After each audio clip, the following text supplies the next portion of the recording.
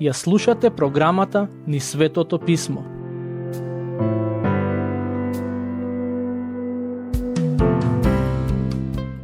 Драги пријатели, во денешната епизода ќе почнеме со обработка на Псалм 49. Како што спомнав во една од предходните епизоди, Псалм 49 припаѓа на вториот дел псалми од истоимената книга, кои пак ја рефлектираат пораката на книгата Излез. Во овие псалми читаме за начинот на кој Бог постапува со изопачените, но и со праведните луѓе. Во книгата Излез читаме за тоа како Бог ги изведе израелците од робството во Египет и во тој процес не само што ги благослови нив, но исто така и донесе суд врз фараонот кој диктаторски го угнетуваше Божиот народ. Пред да почнеме со читање на Псалм 49, сакам да дадам краток коментар за неговата содржина. Генерално гледано, во оваа старозаветна песна имаме јасен контраст во начинот на кој Бог постапува со грешниците и со праведниците, но тоа не значи дека овој псалм во детали ја објаснува темата поврзана со гревот и праведноста. Авторот на овој псалм всушност ни зборува за безвредноста на материјалното богатство, кога тоа не е дадено од Бог и не се користи согласно неговата волја, но и ни кажува каков ќе биде крајот на оние кои се надеваат на материјалните богатства. Со самото тоа, би можеле да кажеме дека овој псалм е и тоа како релевантен за нас денес, бидејќи околу нас има многу луѓе кои својата надеж ја полагаат токму во богатството. Ке почнеме со читање, стихови 1 до 4. Чујте го ова сите народи, внимавајте сите вие што живеете по светот, мали и големи, богати и сиромаси заедно. Устата моја ќе говори мудрост и мислата на срцето мое разбирливи нешта. Ќе го наклонам увото свое кон поучни изреки, со харфа ќе ја изложам гатанката моја. Уште на почетокот од овој псалм, авторот се обидува да го привлече вниманието на сите луѓе со цел да ги слушнат поучните изреки кои тој има да ги каже. Нешто слично е запишано и во првата глава од книгата на пророкот Исаија, но таму Бог е оној кој ги повикува народите да слушаат. Во книгата Второзаконие, пред израелците да влезат во ветената земја, Бог им се обраќа на луѓето, но ги повикува небото и земјата да бидат сведоци на тоа што ќе им го каже. Забележете што се вели во Второзаконие, глава 32, стих 1. Внимавај небо, јас ќе говорам, и нека ги слуша земјата зборовите од устата моја. Бог всушност побара од небото и земјата да бидат сведоци на условите кои ќе им ги постави на израелците пред да влезат во ветената земја. Потоа, од прилика 800 години подоцна, Бог беше подготвен, барем привремено, да ги истера израелците од земјата која им ја даде. Затоа, во Исаја, глава 1, стих 2, забележете што вели. Чујте небеса и слушај земјо, зашто Господ вели, јас воспитав и подигнав синови, а тие се побунија против мене. И потоа, во останатиот дел од првата глава, Бог кажува зошто ќе ги истера од земјата која им ја даде. Значи, на самиот почеток од овој псалм, авторот го бара нашето внимание и верувам дека го доби, но што сака тој да ни каже? Стих 5. Зошто да се плашам во тешки денови, кога беззаконието на моите предавници ќе ме опколи? Ова е навистина интересно прашање. За овој псалм се верува дека е напишан од Кореевите синови, а сепак е напишан во прво лице еднина. Кој и да е авторот од нив, тој како да ги прашува сите народи, зошто да се плашам во тешки денови, кога моите непријатели ќе се дигнат против мене? Забележете како тој не вели нема да се плашам затоа што Бог нема да дозволи моите непријатели да се дигнат против мене. Туку зборува за опасноста од непријателите како нешто што сигурно ќе се случи во иднина. Тоа е добро и полезно да го имаме на ум, дека без разлика колку е силна нашата вера во Бог, сепак ќе има моменти кога ќе се соочиме со беззаконието на другите луѓе, со нивниот грев кој нам ќе ни штети, а и со нападите на сатаната кој сака да не порази. Би рекол дека прашањето не е дали ќе имаме вакви и слични напади, туку како ќе постапиме во тие околности. Во псалмот кој го обработуваме, ни се поставува прашањето: зошто воопшто да се плашиме кога ќе се случи тоа? Во следните стихови авторот им дава и предупредување на оние кои се надеваат на материјалното богатство. Стихови 6 и 7. Вие што имате верба во силите своји и се фалите со големото богатство свое, чујте, никој не може себе си да се искупи, ниту може човекот да му плати откуп на Бога. Поентата на овие стихови е следната: без разлика колку е богат некој, сепак не може да го купи своето спасение. Дури и најбогатиот човек на светот не може да понуди нешто со кое ќе ја откупи својата душа пред Бог. Бог не е како некоја продавница во која богатите купуваат се што сакаат, а сиромашните остануваат со празни раце. Пред него сите мора да се појавиме со празни раце, односно со понизност и свесност дека немаме што да му понудиме и дека целосно зависиме од неговата милост. Некои богати луѓе мислат дека ќе ја откупат својата душа со донирање големи суми на пари во добротворни цели или пак со изградба на црковни храмови, но со тоа се мамат себе си. Само оној кој доаѓа кај Бог со вера и понизност ќе добие спасение на својата душа. Стихови 8 и 9. Ниту цена за откуп на душата своја, бидејќи таа е превисока, дури и да се мачи долго, да живее вечно и гроб да не види. Богатите ќе го напуштат светот, исто како и сите други луѓе. Сетете се на параболата за богатиот човек и сиромавиот Лазар, која Господ Исус ја кажа. Иако живееа различни животи на земјата, сепак и двајцата го напуштија светот, но откако го напуштија, на крај завршија на различни места, богатиот во пеколот, а сиромавиот во рајот. Стих 10. Зашто и мудрите умираат, неразумните и безумните загинуваат заедно, а го оставаат богатството на други. Без разлика колку богатство имате заработено или придобиено, еден ден се ќе оставите зад себе. Кога ќе го напуштите овој свет и ќе застанете пред Бог за да ви суди, вие пред него ќе се појавите со празни раце. Нема да можете со себе да ги земете своите пари, злато, имот или какви било материјални богатства. Некој друг ќе му се радува на вашето богатство. Пред многу години починал еден човек кој бил многу богат.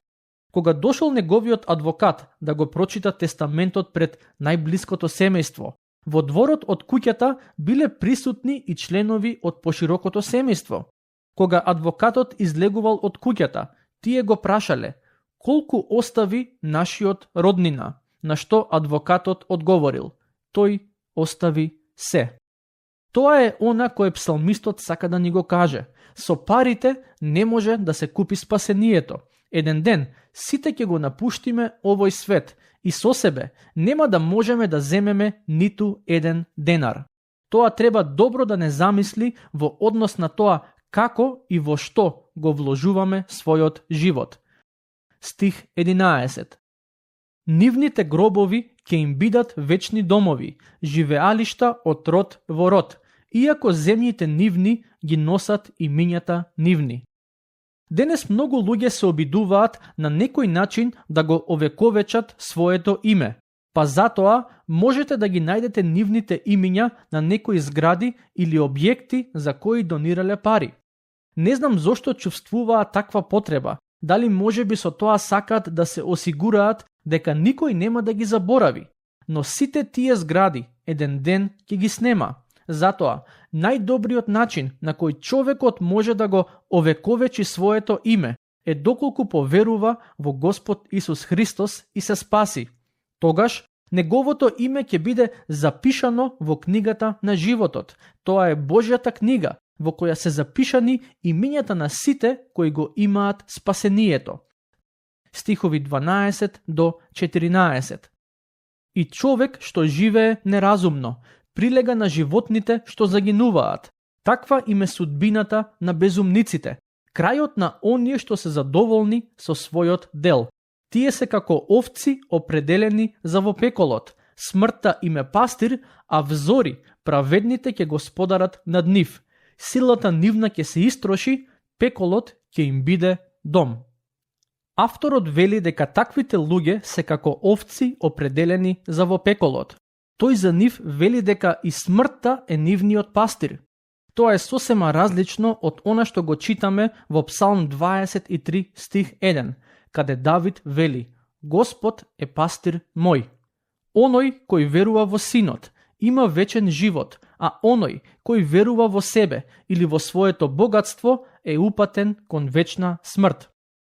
Во стиховите кои ги прочитавме се зборува за тоа како пеколот ќе им биде дом на оние кои живеат неразумно и безумно. Знаете, секој од нас ќе има вечен дом и тоа не е гробното место. Библиски гледано, вечниот дом на човекот може да биде или рајот или пеколот. Што мислите? Кој е вашиот вечен дом? Оние кои се во Христос ќе ги уживаат благодетите на рајот, а оние што живеат во грев ќе се соочат со вечна смрт. Стих 15. Но Бог ќе ја спаси душата моја од раката на пеколот. Милостиво ќе ме прими. Само Бог може да ја спаси вашата душа од пеколот. Сакам да ве охрабрам добро да размислите за оваа вистина. Писмото вели дека секој од нас е грешен и поради нашите гревови ние заслужуваме да бидеме во пеколот. Но Бог во неговата милост даде спас за нас преку жртвата на неговиот син Исус Христос. Секој кој верува во Христос и го следи е Божјо дете кое е милостиво спасено од раката на пеколот. Стих 16. Не плаши се кога човек се збогатува, кога богатството на домот негов расте. Немојте да завидувате или пак да се плашите кога луѓето околу вас на нечесен начин се збогатуваат правејки зло и криминал. Да, има такви луѓе, таа реалност не можеме да ја избегнеме. Голем број од нив дури и добиваат позиции како високи службеници. Додека тие се богатат, други стануваат се посиромашни. Но, зошто псалмистот ни вели да не им завидуваме на таквите, ниту пак да се плашиме од нив? Стихови 17 до 20. Зашто умирајки, ништо нема да земе, ниту пак богатството негово ќе појде по него, макар што при животот негов се сметал за среќен, а тебе те фалат кога си угодуваш, и тој ќе им се придружи на своите предци. Нема никогаш да види светлина. Човек кој неразумно живее, сличен е на животните што загинуваат. Ова е навистина интересен стих. Денес многумина веруваат дека човекот еволуирал од животно, но се чини дека Светото писмо не учи на нешто сосема спротивно. Бог го создаде човекот според својот лик, но поради својот грев и беззаконие, денес човекот повеќе наликува на животно отколку на човек. Луѓето не минуваат низ процес на еволуција, туку низ процес на деволуција. Наместо да стануваат подобри, од морална гледна точка, тие стануваат се полоши. Злото во светот се повеќе се зголемува и тој факт не може да се негира. Сето тоа е резултат на отугеноста од Бог. Со тоа доаѓаме до Псалм 50, кој е всушност напишан од страна на Асав. Тој беше музичар и своевремено еден од тројцата хороводители во храмот – Хеман, Асав и Итан. Во оваа песна читаме за Божјото доаѓање на земјата, како и за неговиот праведен суд врз луѓето. Ке почнеме со читање на првите 3 стихови. Бог над боговите, Господ говори и ја повикува земјата од сончевиот изгрев до запад. Од Сион, кој е врв на убавината, заблескува Бог, доаѓа нашиот Бог и нема да молчи. Пред него ќе има оган што проголтува, а околу него бура. Ова е прекрасен псалм уште од самиот почеток. Авторот не подсетува дека силниот Бог ќе дојде. Божите деца треба да црпат радост, сила и утеха од оваа вистина. Еден ден, Господ Исус повторно ќе се врати на оваа земја и ние ќе го видиме. Таму лежи нашата надеж. Продолжуваме со читање, стихови 4 до 6. Тој ќе ги повика небото горе и земјата, за да му суди на својот народ. Соберете ги кај мене светиите мои, кои ми се заветуваа преку жртва, и небесата ќе ја огласат неговата праведност, зашто Бог е судија. Господ Исус ќе им суди на сите луѓе. Небесниот татко му го предаде судот како одговорност на синот. Стихови 7 и 8. Чуј, народе мој, и јас ке говорам Израеле, ке сведочам против тебе. Јас сум Бог, твој Бог. Нема да те прекорувам поради твоите жртви. Твоите сепаленици секогаш се пред мене. Во овие стихови Бог им вели на израелците: не ви се обраќам поради жртвите. Нема да ве прекорувам за тоа бидејќи редовно ги принесувате. Преку Мојсеевиот закон, Бог од израелците побара да му принесуваат жртви и приноси, и генерално гледано, речиси низ целиот Стар Завет, тие го правеа тоа. Но се чини дека со тек на време тие почнаа да го прават тоа како навика, и затоа жртвопринесувањето го изгуби своето значење. Затоа Бог од време на време ги подсетуваше дека принесувањето жртви не треба да прерасне во навика, ниту пак да биде обред со кој луѓето ќе се обидат да ја исперат својата совест. Стихови 9 и 10. Нема потреба да примам телци од твојот дом, ниту козли од стадата твои, зашто мои се сите горски зверови и добитокот по горите и говедата. Бог како да вели: зарем мислите дека кога ми принесувате жртви, дека вие ми давате нешто што јас го немам? Тие животни кои ми ги принесувате се веќе мои. Тој на вистина заповеда да му се принесуваат жртви во Стариот Завет, но народот не требаше да го свати тоа како да му прави услуга на Бог.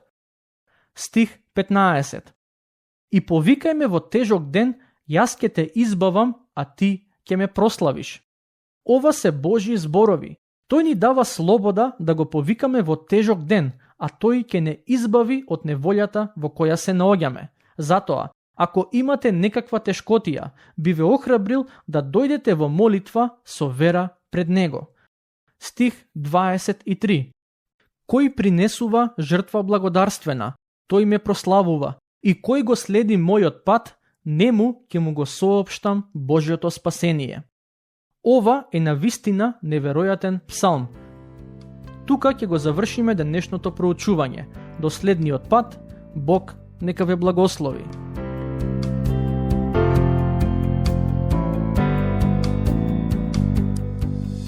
Слушнавте епизода од програмата Низ Светото Писмо. Можете да не слушате и преку мобилна апликација на нашиот YouTube канал и на подкаст платформите како што се Apple и Spotify. Ако ви се допаѓаат нашите епизоди, споделете ги и препорачајте ги на вашите пријатели. Бидете слободни да ни оставите свој коментар или да ни пишете на нашата имейл адреса nizsvetotopисmo@gmail.com. Следете ги нашите страни Низ Светото Писмо на Facebook и Instagram. Епизодите од оваа серија можете да ги најдете и на нашата веб страна ttb.twr.org.